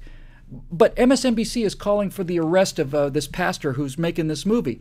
These people, Americans of influence, people in television studios are broadcasting that the problem is that a guy in Florida is making a movie that's upsetting the Muslims, and so he has to be arrested. What do you believe? Do you believe in anything? Is there anything that you believe? Is there anything that you're ready to fight and die for? Anything? Is there any single thing? Because my understanding about liberals always was that, the only thing that they held sacred was the right to do whatever they damn well wanted because of their licentiousness, right? Aren't you supposed to be able to smoke pot and have sex with all the people you want to? And even if it's little boys or girls, shouldn't you be free to make your own decision? Blah, blah, blah, blah, blah, blah, blah, blah, blah, blah, blah, blah, blah. Isn't the only thing that you believe in the right to speak your own mind? Isn't that it? And you're telling me You're telling me that this guy down in Florida is going to be arrested because he wants to make a movie that happens to be true, by the way, but put aside that, it could be completely false. You're the people who say that this guy has a right to do piss Christ and Mapplethorpe has a right to put these things up in museums, and we're supposed to take all of that because we are actually supposed to take all of it. That's the price of living in a society of free people. We are supposed to tolerate piss Christ and Mapplethorpe displays. We don't have to tolerate it on our own money, on taxpayer money, but we have to tolerate it. So you're trying to tell me now that after screaming about this for 40 years, a guy down there decides to make a movie about something and he needs to be arrested because some of these savages on the far side of the world who don't have anything to do but drink coffee and blame other people for their problems have gone around and finally found an excuse to murder people? So you're telling me the First Amendment has no meaning, that this entire idea of freedom is worthless so long as we don't hurt people's feelings? You know, the consequences of a free society are putting up with people like MSNBC. That's the consequences. You really want to find out what it costs to live in a free society is you have to listen to this kind of drivel coming from these people. I'm going to come out and say something that some of you may find very controversial, but I'm telling you something right now. The reason we have soldiers, right? The reason that we have soldiers is so that they will go and die to protect this guy's right to make this movie. If our soldiers aren't willing to die for this guy's right to protect the movie, then we shouldn't have soldiers, we shouldn't have a military, we shouldn't have a country, we shouldn't have anything. People sign up on the dotted line and give their only one life to protect the right to say and do what you want to without consequences. And these swine in the embassy in Libya and Egypt and these swine in a TV studio in New York City are saying that oh, no, this right to free speech can't be abused. We can't abuse the right to free speech. Free speech by definition means there's no abuse of free speech. The definition of free speech is that it cannot be abused. It can't be abused. The entire concept of free speech is that you get to say whatever you want to anytime at any place, regardless of whether it's true or not, and the idea will live or die in the marketplace of ideas. You have a right to do whatever you damn well want to, and our soldiers understand this. That's why the Marines who were killed defending that embassy gave their lives. They gave their lives not for your bloody administration or your image on a poster, Mr. President. They gave their lives because a guy in Florida wants to make a movie that suits him. He has an idea and he wants to express his idea and he's got the means to do it. He's going to do it. That's why these people are dying and signing up and enlisting. And frankly, I think the reason that the suicide rate has gotten so high in the U.S. military is because no one is coming out and telling these people that we understand why you signed up and why you're ready to give your life for your country. We understand why. All they know is they get sent over to do a job and then they get pulled back before the job is done. They get sent over to do another job, they get pulled back before they do a job is done. Watch their best friend get vaporized, watch another guy who they love get just shot through the head, and now they say, for what? For what? So I can come back and be part of this thing? I can get my little food pellet from the government? Good God. Good God. I would sacrifice every single soldier, sailor, airman, Marine. I'd kill every single last one of them to protect that guy's right to make that stupid movie. If I'm not ready to take the life of every single military officer to protect a fundamental freedom, officer and men, obviously, if I'm not willing to kill every single member of the United States military to protect that one man's right to make a stupid movie, then I do not understand this business or this country. It's just that simple. And I don't think there's a single member of the military who signed up and who really understands what they got in for. Some people are in for the jobs, but the people on the pointy end of the spear, the operators, the people whose lives are on the line, I think every single one of them gets this. I think every single one of them gets it. And I don't think one of them would be ashamed to go out there and get killed in the defense of the fundamental right of Americans. Right? So they're calling for the arrest of the guy in Florida, these miserable low-life scum. We have to beat these people in November. We have to just destroy them. How did things get this bad?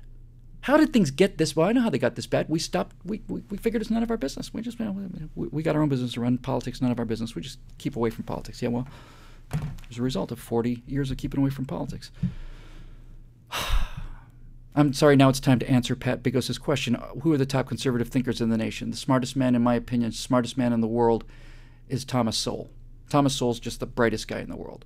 Krauthammer has some things I disagree with, but the fact that I disagree with him doesn't mean he's not an absolutely brilliant guy. Victor Davis Hanson applies the kind of historical perspective that I can only just glance up at in awe, and needless to say, I'm very filled with admiration for Hans, for all these guys. Mark Stein understands the larger issue, the demographic issue, in such a way that if that's all he did, he'd be irreplaceable. But Mark Stein has the sharpest pen I've ever read. There's no one out there, no one, who has the ability to put together a slice with a scalpel that is just right in the throat of the opposition. Stein is a genius. I think Stein's a little bit too pessimistic, because I think that these things are self-fulfilling prophecies. I don't like his pessimism. This idea that it's all over means it's all over. If you accept that it's all over, then it's all over. I'm going to fight till the day I die, Mark. I'm never giving up on this country. I'm never moving away. I'm never doing any of it. Right? Boom. So, Glenn Beck has said things. I was there when I saw Beck at CPAC. I didn't get into the main room. I was sitting out the lobby at the PJTV booth. Saw him up on a TV screen. He's 100 feet away from me on the other side of a wall. And I said, man, he's fantastic. He's fantastic. He's really, really, really good. And the way he lays out his stuff and the way he presents it and just the methodical thing and the passion and stuff, I admire him enormously. It's just about my friend Michael Walsh is a terrific guy. Klavan and the culture may seem like it's very, Klavan may seem very, lighthearted and fluffy, but Klavan goes to the heart of things in a way that nobody I know goes to the heart of the way. And I've been saving the best for last, obviously, because Rush Limbaugh is a genius. Rush Limbaugh would be an intellectual genius. Rush Limbaugh would be a business genius.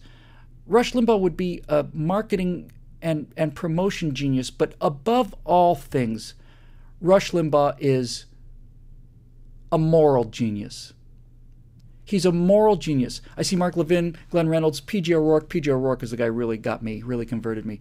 But Rush Limbaugh is a moral genius, because I have had some experience doing this now, and I will tell you that having dealt with a relatively hostile press the last couple of days, which I was quite worried about, I came to realize that, like Rush Limbaugh, I am beginning to develop a system of beliefs that are individually tested and now interlocking. In other words, I believe this about this, I believe this about this, I believe, but these things become locked together in a structure, in a lattice, in a crystal lattice, and it has the strength of a crystal, where each node is so powerful and each node is connected to other nodes in such a way that they all brace and reinforce each other, that now, in the same way that you can occasionally watch an ape poke a stick into a termite nest, if watching Rush Limbaugh is doing brain surgery, then I'm poking a stick into a termite nest, but we're both using a tool. And Rush has this moral clarity, so that no matter what he's presented with, he has a system of beliefs, as I'm beginning to, where you can simply consult your system of beliefs and come up with the answer. And the answer is the right answer every time. It's amazing. It's utterly amazing. He is the brightest guy in the world. And you know what's especially interesting to me about Rush is that Rush got to be friends with... what's his name? I want to say Sean. The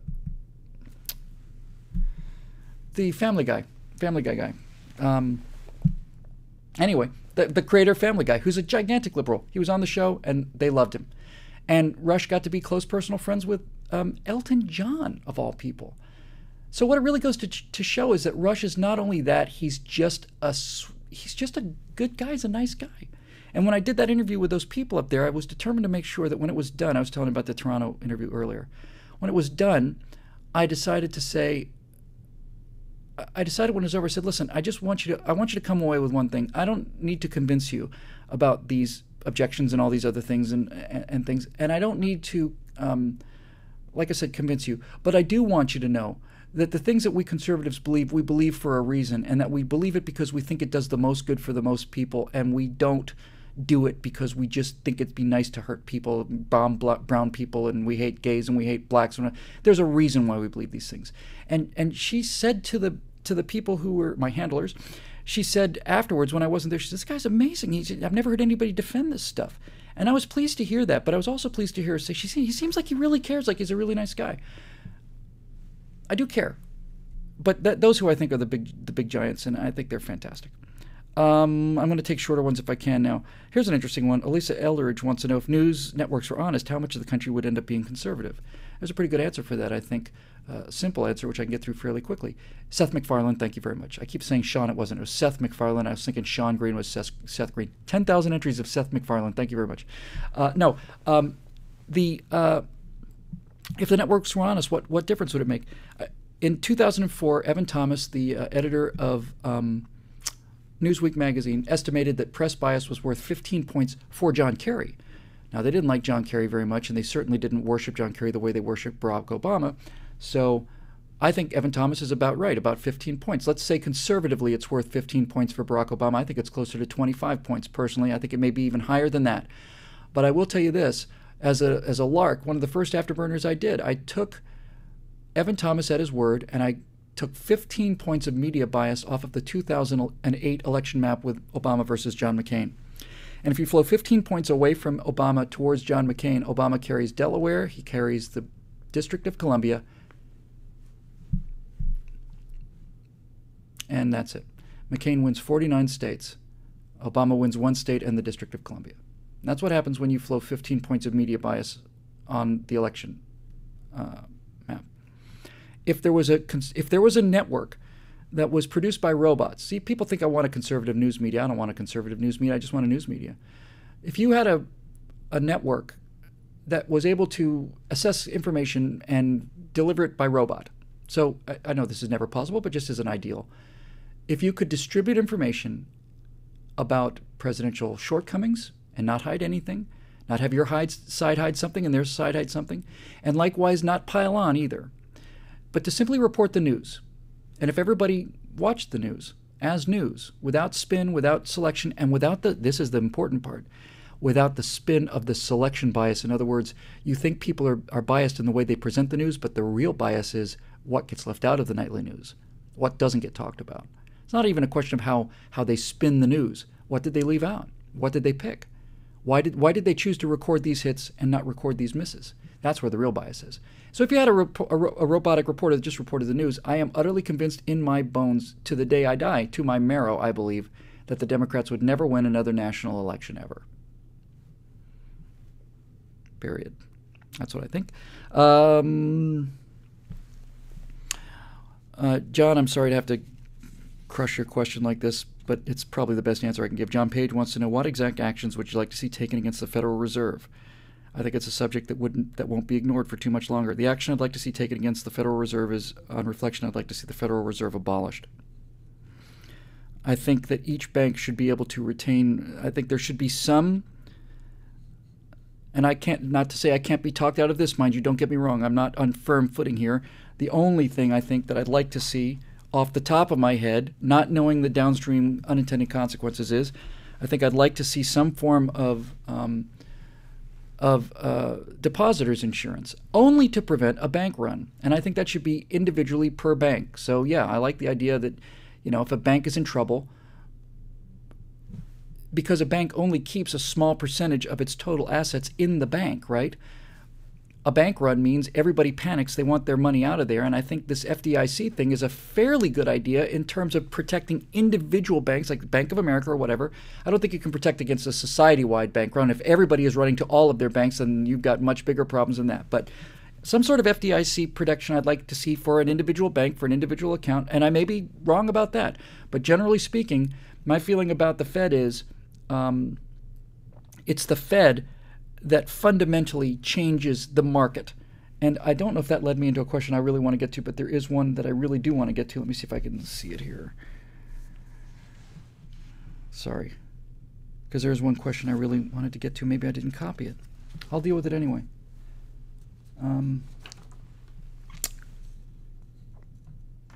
You know what? I'll save that because it's 7:30. I'll do another 15, 20 minutes. I'll go for a while, but this other thing I want to talk about, it was about prices. I wanted to, I'm sorry. I got prices for the Klavan show tomorrow. That's what I got. I'm talking with Andrew Klavan about prices, so it was never here. I think the Fed should be abolished. I think the Fed is, who will underwrite it? I think some private company should underwrite it. I think a private company ought to, in the same way that Lloyd's of London would underwrite the deposit insurance. I think a gold standard in free market, somebody says, is a great idea. Look, like I said, I could be talked out of this one. I will tell you one thing, though. You know, one of the great jobs I had for several years when I first got out to LA was I was a limo driver, and I never drove. I did probably in 3 years. I probably did 3 or 4. Take the kids out in a stretch limousine and party out. I used to drive executives to and from LAX and Pasadena, San Marino area, and I got to talk to a lot of people. I learned a lot from a lot of people. I got to talk to top executives and AIDS researchers back in the early, late 80s and stuff. And one of the guys I talked to was a guy from Lloyd's of London, and you may not know this. Or you may know it. I didn't know it. But basically, in the hour I had of traffic to talk to this guy, I found out that Lloyd's of London is a really unusual company. Lloyd's of London is essentially a voluntary cooperative of individual people of great capital wealth. And there's not a Lloyd's of London bank account. There's not a Lloyd's of London, well, they've got an account, obviously, but there's not a Lloyd's of London fund. In other words, unless I've misunderstood this fellow, what Lloyd's of London is Lloyd's of London is a group of high net worth individuals who agree to put their own personal capital, their own personal assets on the line, including up to and including their house, all of them. And what that means is that when Lloyd's of London gets paid a premium by a shipping company, let's say, that money pretty much goes directly into their pockets and enriches them, and they are taking the risk. So what they're doing is they're assuming that their division of the premiums is enriching them at a rate higher than they're paying out. But they are personally on the hook for their entire net worth to Lloyd's of London. That's a remarkable thing. I think that you maybe could ensure the FD do this.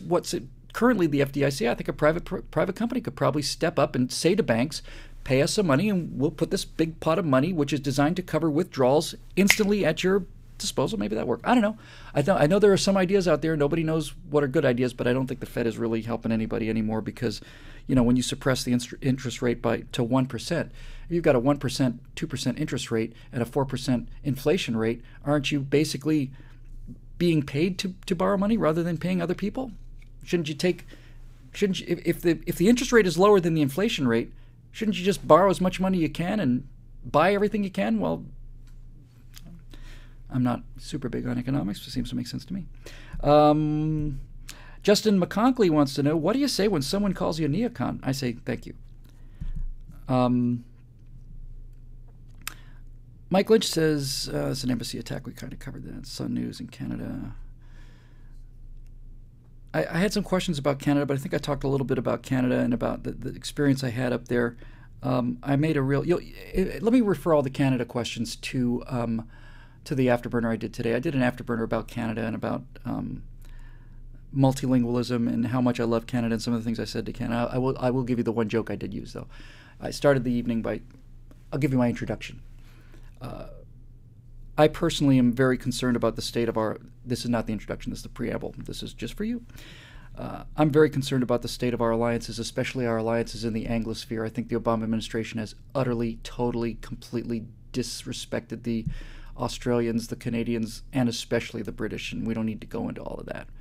So when I went up to Canada to talk to Canadians about the threat to civilization, the one thing I know, and I know anti-Americanism is really rampant up there, and anti-Americanism pisses me off. It was a largely Jewish group, and late in the evening, after I had everybody more or less where I hoped to have them, I said, how many of you think that anti-Americanism is a reprehensible, anti-Semitism is a reprehensible and disgusting thing? And everybody raised their hands. I said, yeah, it's an actual evil, isn't it, to judge people and to dehumanize them like that? And everybody agreed. There's a Jewish group, largely Jewish group. And I said, so how many of you out there have ever made an anti-Semitic statement? And none of them raised their hands. And I said, how many of you have ever made an anti-American statement? And then they got real quiet in there. I said, what's the difference, right? What's the difference? Anyway, let me tell you the introduction I had. I went there and I said, listen, first of all, I'd like to thank you for having me up here and to tell you on behalf of all Americans, certainly on behalf of all conservative Americans, how much we respect and admire Canadians who have always punched above their weight on the battlefields as our allies, have been there with us wherever we needed to be. They were even on the same battlefield as the War of 1812, just on the other side. But nevertheless, they've been stalwart allies and wanted to tell you that Americans have always appreciated that. I said, I also want to tell you that the border with Canada is not only the best border in the world, it's the best border in the history of the world. And I close by saying, close the introduction by saying, and I think that the remarkable thing about the relationship between our two peoples is kind of dictated by the geography between the two countries, because the Canadian people give Americans someone to look up to, and we provide the infinitely more valuable service to Canadians of giving them a people to look down upon. Thank you very much. Anyway, that was my Canadian thing, and you can see most of that on the Afterburner, which is about some of those things. So anyway, we'll wrap up here. We'll get a couple more. We'll go a little longer. What are some of the Corey Langsley wants to know, what are some of the conservative sources you look to for information on the web? Are you a Freeper? I'm not. I like Free Republic. I've just never gotten into it. There's just something about the format that never really appealed to me. They're great people, and it was a Freeper that basically probably saved the 2004 election when Buckhead found that memorandum with the TH on it, and off the internet went. So I like Free Republic people very much. I'm just not a Freeper. Which conservative sites do I avoid? I don't know that I've ever avoided a conservative site. I am an Instapundit maniac. That's the one site I check 4, 5, 6 times a day. I go to Instapundit all the time. I've gotten to be friends with Glenn Reynolds. I would be an Instapundit reader if I'd never been friends with Glenn Reynolds, and if Glenn Reynolds hadn't pretty much single-handedly made my career available to me. Nevertheless, I still would have been a Glenn Reynolds fan. A blog site, an aggregator site like Hot Air or Instapundit, is that what you're really buying there, what you're going there for, is taste. Glenn's a filter. Glenn gets thousands of emails a day, and he gets hundreds of recommendations about things to watch, and Glenn decides what's interesting and what's not. And I like Glenn's taste. I like his perspective. And I think Glenn Reynolds is the most self-effacing, self-deprecating guy on the web, which to me is always a sign of tremendous strength of character, enormous strength of character and confidence. Glenn is my number one stop out there. I read Hot Air several times a day. I got to Drudge late, actually. I haven't been on Drudge much lately. Much prior, but lately I've been kind of going to Drudge because I don't really like the look of it or the layout of it, but there is a lot of little bits and pieces there on Drudge, and Drudge usually where I go first if something big is happening. My homepage is Fox News, but I don't stay on the homepage very long. Usually I just try to make sure if something has exploded, like if an embassy's been overrun, there it is, time to go to Instapundit and Drudge and Hot Air. And that's really pretty much it, honestly. I go around. I have to tell you one website that's not a conservative website, but which I spend a lot of time on and is really becoming a social phenomenon. And I'm glad I was there early, because it's one of the few things I ever got to early. I usually end up late to all these parties. And that's a site called The Chive, thechive.com, THECHIVE.com. Now, before you go there, let me warn you that a lot of what you see on The Chive there's a lot of cheesecake, there's a lot of scantily clad women, but no naked women. Scantily clad women is every third post or every other post. The Chive is a photo essay place, really. They basically just do collections of photographs. No commentaries, no political commentary, no nothing. Just collections of photos in various waves. The Chive's also got some great sites that are spin-off sites, like the Throttle, which is a automotive site, and the Brigade, which is a military site. But the Chive is really interesting to me because the Chive has a community of Chivers, of which I'm one. And I'll get to why they have this thing in a minute. But Chivers, somebody sees a Chive shirt someplace in a bar, people will just go up and buy them drinks. Somebody at the other table bought you a drink and said, keep calm and Chive on. Hey, thanks, man. And I think the reason that the Chive is such an interesting site is because the Chive's community of people is just a really cool community. It's completely politically neutral. As far as I can see, I've never seen any particular kind of bias. It tends to be a little bit more liberal bias simply because of the nature of society and younger people on the web. But they're very pro-military, very pro-military.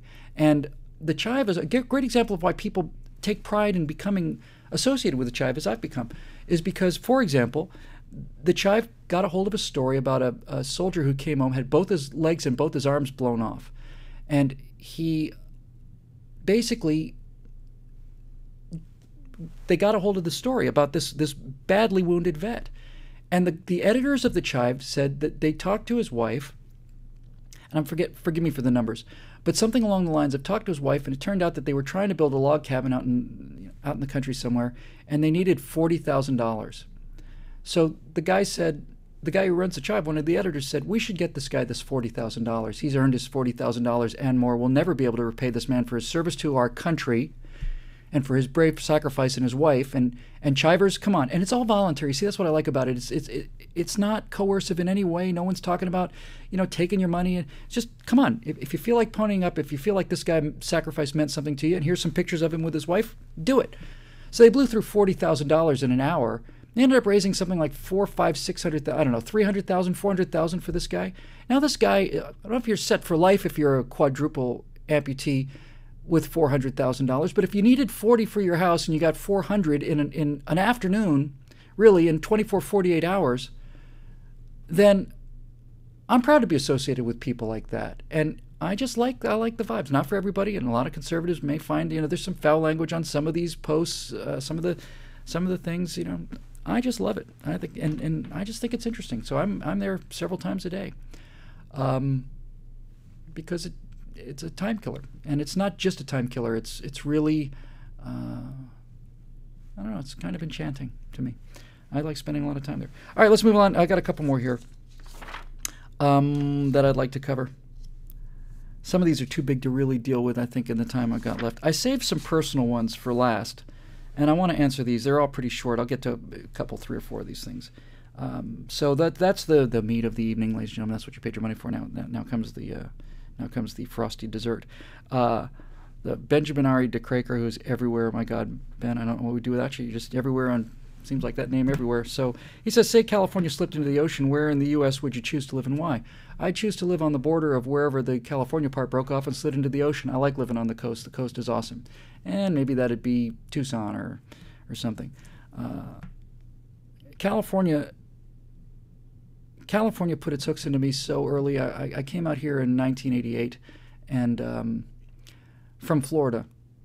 And I went boogie boarding the first day, and I was out in the Pacific Ocean, which looks, smells, and tastes different than the Atlantic. And I grew up in the Atlantic, Miami and Bermuda, pretty much my whole life. And I sat there on a boogie board and watched the sun go down over the ocean and in the kelp beds, and a little sea lion came up, and this is it. The climate is perfect here. It's just perfect out there. Malibu climate is the best climate in the world. The price you pay is you get the stupidest people in the country and maybe on the planet, because it's so pleasant. I've never seen such a collection of dumb people, really aggressively dumb people, as I did in an art fair day once out at Santa Barbara, which is the most beautiful place in the world. That's why Clavin lives there, and I think I'm pretty sure Dennis Miller does too. So the question, of course, is if I couldn't live in California, where would I live? I'd live on the Nevada border of Lake Tahoe. I'd live 6 feet away from California. I've said this many times. I'd like to buy the house that is the most California side house on the Nevada side. In other words, I'd like to own the house where I'm a Nevadan and the person across the way is a Californian, because that line really does run right down the middle of the street. There really is a line on the street. It's a little right in the town there. It's a little inlay of brass. Here's California. Step across the line. Now you're in Nevada. And I would like to. I'd like to basically have the house on the Nevada border, and I'd like to be able to go to the window every morning and shake $450 or whatever the number is at the guy who lives in California and say, here's taxes that I didn't have to pay this week that you had to pay, and see this rifle? This is something I can have. And I just basically push in his face all of the freedoms that I had living in Nevada that I wouldn't have to have if I lived in California. I think that would be kind of fun. I spent some time up in Lake Tahoe is the most beautiful place I've ever seen. Maybe a little rural for me if I lived there, but I'd certainly like to have a house in Tahoe. Tahoe's stunning. And, I feel so closely connected to Mark Twain. Mark Twain, of all the people I've ever read in my life, of anybody I've ever read, that guy feels like my friend. I feel like he's a friend of mine. Like Sam's a friend of mine. And he spent a lot of time in Tahoe, which makes Tahoe a little nicer for me, too. So Tahoe is very high on my list. I got to spend some time up in Coeur d'Alene, Idaho, and I just loved it. I could easily live in Coeur d'Alene. I spent some time out back of Boise. Boise was beautiful. I don't want to live anywhere where the humidity and the heat are going to give me the same kind of life I had for the first half of my life. I think Florida is out of the question, and a lot of Texas is out of the question. And I spent a year in the desert when I was learning how to fly gliders, and that puts the other half of Texas pretty much out of the question. Although I'll say this about Texas: there's so much about Texas that I love. There's so much about Texas that I admire. And frankly, I may find myself begging for admission into Texas with my rifle in one hand and my copy of Silent America in the other, and say, "Just let me in. I'll clean the latrines. Just please, whatever it takes." Because I think Texas is going to be where we make our last stand if it turns out a last stand has to be made. I love Texas politically, but I don't much like the climate there. I'd rather be cold than hot at this point in my life. I'd rather live in a cold climate than a hot climate. I've had enough heat. So that's pretty much it. Any place that's got a sense. I like being around water. That's what I liked about Tahoe. That's what I liked about Coeur d'Alene. I like a lake or an ocean or a coast. I just like water. I've been around water my whole life in Bermuda and Florida, and I guess I'm just used to it. So I think those are some of my favorites. But there's so much of this country that's terrific. I went to Indianapolis. I loved Indianapolis. And so anyway, I'll be here as long as I need to be here, which is probably a while. Sleepy Joe Kilbasa wants to know, hey, Sleepy Joe, sometimes it's nice to get away from political questions for a bit. Are you a big music fan? If so, what are some of your favorite bands or singers?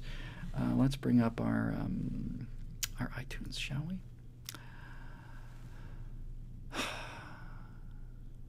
There it is. Presumably, I'm still broadcasting. Looks like I still am. What do we have on our iTunes? Let's list by artists. I have an eclectic collection of music and taste. I'll just pick some favorites here just to give you a kind of a wild suggestion. I got started in classical music real early when I was a kid at the planetarium. Just loved it. All right, your friends. I won't be ashamed to admit a lot of this stuff. I got some ABBA on there. I just loved ABBA. I like ABBA because it was just fun. It was just, I grew up with it. A lot of this stuff, by the way, most of this stuff, as a matter of fact, I'm not going to claim is good music. I'm just going to claim I like it. And I liked ABBA because it was the 70s and it was just, just Waterloo and Dancing Queen. It's just like fun. And you don't have to slit your wrist when you're finished listening to it. I know it's kind of pop crap, but I don't care. I like it. I got a lot of 80s music on here. So I got Adam and the Ants. I like Adam and the Ants a lot. I've got some Star Trek music from Alexander Courage. I got the B-52s. I got the Ataris on there. I got the Art of Noise. I like Art of Noise. I actually come to like techno. I've got some Apollo 440, 5 or 6 Beach Boys songs, a couple of Bee Gees songs, mostly for old time's sake. Some Big Audio Dynamite, Little Billy Joel, and Brian Ferry. Let's see. A lot of David Bowie. I got some Dick Dale. Dick Dale and that kind of surfer sound is an awesome beat, awesome sound. I've got Dire Straits. I don't like a lot of Dire Straits, but Sultans of Swing and Skate Away are 2 fantastic tunes. I just love those tunes. I just got some Don McLean, American Pie, and Vincent. Those American Pie is a religious song. American Pie is almost like a Gregorian chant for our age. I don't know how to describe the effect that American Pie has on me other than to say I can sing it a cappella, every single word of it. And Vincent is maybe the most beautiful song ever recorded and just slays me every time I hear it. I got some Duran Duran. I got a little Enigma. Let's see. I got a lot of Fleetwood Mac. I didn't really much like the 70s sound, but that's just a real good sound. Go-Go's, back to the 60s, the 80s, love the Go-Go's. A little bit of Human League. What do we got? We're getting there. Some John Williams or some movie themes I like. The Superman theme's the best movie theme ever recorded. I love Superman. I love the Raiders theme and all that stuff. I got I Can See Clearly Now by Johnny Nash. I got a little Queen of Hearts with Juice Newton. I got a little Casey and the Sunshine Band. I got the Kings, that crazy Canadian band that did one hit. I just love that hit. I got a little Moody Blues. I got Sweet Caroline by Neil Diamond. I got a lot of Police. I love the Police. I got some Pretenders, some Propeller Heads. It's kind of that techno again. Got a lot of REM. Radio Free Europe is one of the most astonishing songs in the world. I love that tune. I got the Romantics, What I Like About You. That song used to get me dancing when I was working in a nightclub, and I still love it. Got Little Rolling Stones, couple of tunes. I got some Scott Joplin. I like Scott Joplin very much. Split Ends, Steve Miller Band, Little Steve Miller Band. I got probably more Talking Heads than anybody else, and their older stuff too, stuff from Remain in Light. Talking Heads is just a really weird sort of thing that I grew up with and I really like a lot. And I got Thomas Dolby and Little Tom Petty, and I got a little bit of... I got the University of Florida Marching Band on there, so we know we're good there. That's pretty much it. I mean, there's other stuff. There's a lot of other stuff, but that's the short form. Joshua Schweitzer wants to know, Bill, was there a particular event, moment, or thought that made the difference in your career, point in your life when things suddenly clicked? If so, can you offer some advice to a guy asking himself similar questions, mulling self-efficacy and purpose? Josh, I thought about that question. I thought, I don't know if that's really true. And then I suddenly realized it is absolutely true. Yeah, there was a pretty much a moment. And that moment came, it wasn't an instant, like, like bam, but it got narrowed down to, a week or two. And that moment was when I started to get, comments on my own blog. When I put up my first, watch the FSU marching band there, Max, friends are friends, but there are limits. When I put up my first essay, when I first posted Honor, which had already been on Steve Dembest's site, and Freedom, which had already been on the irreplaceable Rachel's site. But when I first put up an essay and I got comments in my own comments section, it remade me. There's no other word for it. It remade me into a different person. It elevated me and rewarded me, and I hate this word. I absolutely hate it. I just can't think of a better one right now. It validated all of the work I'd done and all of this, just this sort of reading and thinking about things, and just to see the impact and the effect that it had on people just profoundly moved me. And I never got over it. It's been 10 years now. That's why I do the show for you guys, because I never, ever, ever forget how transformative this experience has been for me, how much of a better person I've become because of your feedback. You can't hear a lot of people saying, hey man, you really made a difference in my life, you changed my life, you can't hear a lot of that without becoming you either become a better person or you become a worse person. You either become somebody, or you become Bill Maher, right? Adulation and kudos will do that to you. But then every now and then you'd hear something from some guy who said, hey, Bill, I'm a veteran of Iwo Jima landing, and I just want to tell you, you talk about how you didn't get to serve in the military, but the work you do is worth a battalion. And then you can't speak for the rest of the day. You're just so flabbergasted and, gobsmacked by these kind of things. And every now and then you get emails that just mostly from military people, but not always, that just are so moving and so astonishing. It just really lifts you up, and furthermore gives you the ability to get up and face this stuff, and overcome the despair. And I know there's a lot of despair out there, and there's a chance that we're not going to win this election. And if we don't win this election, that Wednesday morning is going to be a morning full of despair. But I will tell you one thing: if we lose that election, that Wednesday morning, I am going to be out on this thing full of optimism and cheer and hope, and we're going to talk about how we're going to get through the next 4 years. Because despair is, I think, the reason I'm here. Honestly. I really think that's it. Because I suffer from this as much as anybody, more than most people. And I figure if I can find a way to get out of this and look at the bright side and have the bright side make sense and not have it just be whistling past the graveyard, then that's something worth sharing. So that's Josh's question. Two more. Nick Raza wants to know, what's your view on women? Just curious. I'm for them. Some people are against them, but as for me, I'm for them. I think women are just terrific. I have tremendous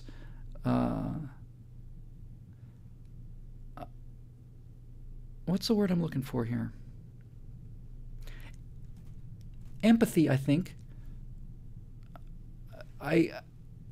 When I think about women as women, when I'm not thinking about individual women, when I think about, what do you think of women, you know what my first thought is? My first thought about women is I need to constantly remind myself what it must be like to worry when you go out to your car at night. Because I never worry when I go out to my car. When I think about women as women, the first thing that comes into my head is it must be awful to constantly have that sense of, if not fear, then apprehension. That needs protecting. That needs to be protected. That's why we're here, right? I mean, that's why I don't feel any fear about walking out to my car. It's not to say that, look, I live in a big city, right? That's not to say that I couldn't find myself in a situation somebody pulls a gun on me and I'm in the political thing, and I've never gotten an actual, honest to God, credible death threat, but the thought occurs to me, that there's a lot of people who don't like what I say. But I don't live in a state of fear when I walk down the street. That's the first thing I think about when I think about women is that they need protecting. And out here in Los Angeles, there are more weak men in LA than there are anywhere else in the world, and that's why there's so many crazy women. And I often feel like I'm not as strong as I need to be. I often beat myself up for being, too, I don't know if sensitive is the word. I think people are happier. I think both men and women, as a general rule, please, both men and women were happier when men were more forceful about things. And, and I guess I've just been socialized not to be, and I think I probably would I don't know. That's a really, really rough thing to say. I just really, really love women. I really just love them. I think they're terrific. The older I get and the more experience I get with women, I do believe that there are fundamental differences between men and women, fundamental differences. And I think this is going to really date me as a, knuckle-dragging chauvinist. It's clear to me, I think, that there are some stresses that society puts on both men and women that men are much, much better at dealing with. And I think I put a post up not too long ago about the difference between men and women's brains and how men and women's brains work, and how men are able to compartmentalize things, and that, that each man has in his head a series of boxes, and this is the money box, and this is the job box, and this is the wife box, and this is the kids box, and this is the the asteroid apocalypse box, and here's the zombie uprising box, and all these things, but none of the boxes touch each other. And the guy who did this, I forget his name now, who did this tremendous thing, it's on YouTube, said, and the number one box in a man's head is a box that doesn't have anything in it, because men have the ability to just kind of not think about things, just not worry about them. Women worry about all this stuff all the time. Their head, according to this guy, is like a ball of wire where everything touches everything else. And I see women getting really, really, really anxious and wound up about things that traditionally men have had to deal with, that they don't traditionally have to deal with, that they don't traditionally get to protect women from anymore. And I don't think that's good for either party. I think the only thing sadder than a princess sitting by herself in the castle is a guy on a horse with a lance and nothing to do. I really think that's about the saddest thing in the world. I think that relationship is really important, and I think Jeremy Boring talks about this. Jeremy Boring is, needless to say, really my best friend, and one of two or three best friends anyway. And he's a pastor. He has his own home church, as well as doing Declaration Entertainment, making movies and stuff. And he does a lot of family counseling from a very, very conservative, socially conservative Christian viewpoint. And Jeremy talks a lot about that. Talks about that idea of kind of that male-centered family that used to be common, that isn't common anymore. And he said, and I think this is probably true, I think my experience probably backs this up, the whole Romeo and Juliet kind of fantasy is that you put the woman on the pedestal and that the man pursues them and constantly just showers them with gifts and adoration and tries to, and he says that never works, that it just never, you can never really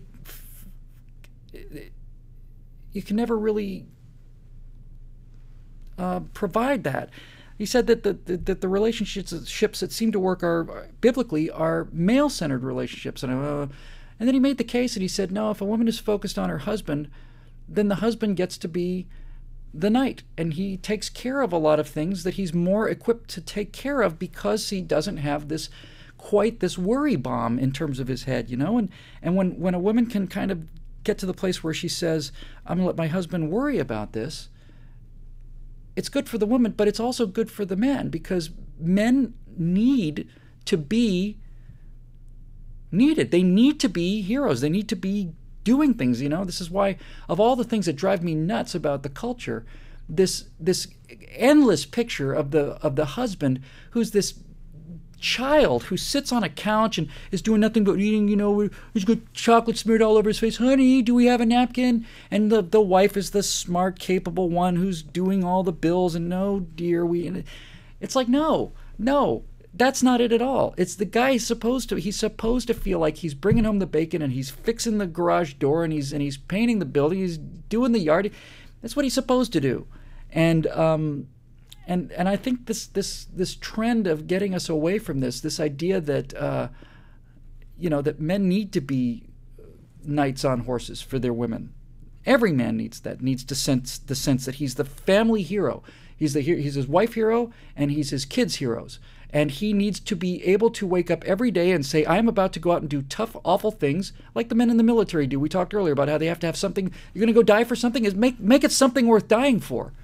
And I think men have to wake up every day, and oftentimes, men and women both have to go to work. I'm not saying women don't have to go to work, but I know that men are the best men they can be when they understand that they have to go out and fight dragons on behalf of their family, and that's what we're built to do. That's why a lot of guys run to the sound of gunfire. All right, good. This is what we're built for. Let us get out of my way. And certainly here in LA, I don't know what it's like in the rest of the country, but here in LA, we have the most emasculated and confused and weak and awful men on the face of the earth. And I don't know if I've said this before, but seriously, I talked to a guy who helped me, who towed my car. I had an alternator back, not on the good car, not on the new car, baby, but on the old car. I went downstairs to start the car one day, and it just wouldn't click over, nothing. And I went down to try to charge the battery. I had a little jumper thing, with a power thing, and it wouldn't start. It was the starter was just dead. So I called AAA, and they came over the tow guy. And in California, we have underground parking, so the building's wood structure, and then underneath is concrete, and little sliding gate.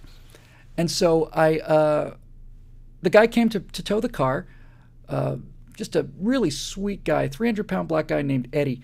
And Eddie gets out of the car, is parked on the street. My car's in the underground parking lot. Needless to say, you can't get the tow truck in there. Excuse me. So I said to Eddie, do you want to drive and I'll push, or do you want to push and I'll drive and push? He said, prefer if you drive. So I'm driving, backing the thing out slowly. Eddie's pushing. I'm pushing and driving. Get it out on the street. Then I get behind the car. We push it 10, 15 yards to the back of the truck. And Eddie says, hey, thanks very much, man. Really appreciate you doing that for me. I said, well, what am I going to do? Am I going to just sit there and watch you? And he says, everybody else does. I said, really? He said, yep. I said, I can't imagine that, Eddie. He says, Bill, I usually have to push the car with the man in it because he doesn't want to get dirty, or he doesn't want to, or it's raining, or he doesn't want to, get hit by a car. So I not only have to push the car, sometimes up a hill, little hill, but I have to push with the guy in it. I said, I believe I would shoot myself if I ever found myself being that reprehensible and loathsome. He says, you know what I do for a living? I said, what most of my calls consist of? I said, what? He says, I go out 5 times a day and change tires for men that don't know how to change a tire. And I said, well, that's pretty freaking disgraceful, buddy. He said, yep. I said, my dad taught me how to change a tire when I was 6. He said, mine taught me how to change a tire right around that time too. He had the big kick jacks, not these really great scissor jacks. He had these giant kick jacks, and they had a little hook in them, and there's a little hole in your chrome bumper. You hook that hook in the bumper, and then you crank this thing. And my dad always told me, Bill, you want to be careful, because if you stand directly behind that jack and that jack kicks loose, it'll kill you. I said, okay. 6 years old, and I remember thinking, do not stand directly behind the jack. And he told me, when you put the nuts on the tire, after you take the tire off, when you put the nuts on, you don't want to tighten them up in a circle, because then you can put the thing on crooked. You want to go opposite. You want to go opposite, like a star pattern. Got it. And Eddie said, yeah, my dad taught me the same thing. My point I'm trying to make, ladies and gentlemen, is that the men in Los Angeles don't know how to change tires. They don't know how. And if they did know how, they wouldn't do it. It is plain sad, Max. It's pathetic. It's pathetic and sad and weak and disgusting. And so you wonder why people are so crazy out here. You wonder why the feminist movement is just so insane out here, and why men are so weak and they don't want to, this little tirade I was on earlier with Iran. I'm serious about that business about taking out Iran's facilities when we lose a soldier. And I'm serious about it because I'm not afraid to change a tire, right? I mean, what's the worst thing that's going to happen to you? You're going to get hit in the face if you're in a school fight? This business of oh, well, we don't want to make people angry. They might get angry at us. If they get angry at us, they might hurt us. It's like, well, yes, they might hurt us. So we better hurt them first. We don't go around hurting people. That's not what we do. We're sheepdogs. We don't go around hurting people or beating people up. But when somebody comes at us, we prepare to defend ourselves, and we're not afraid to do that.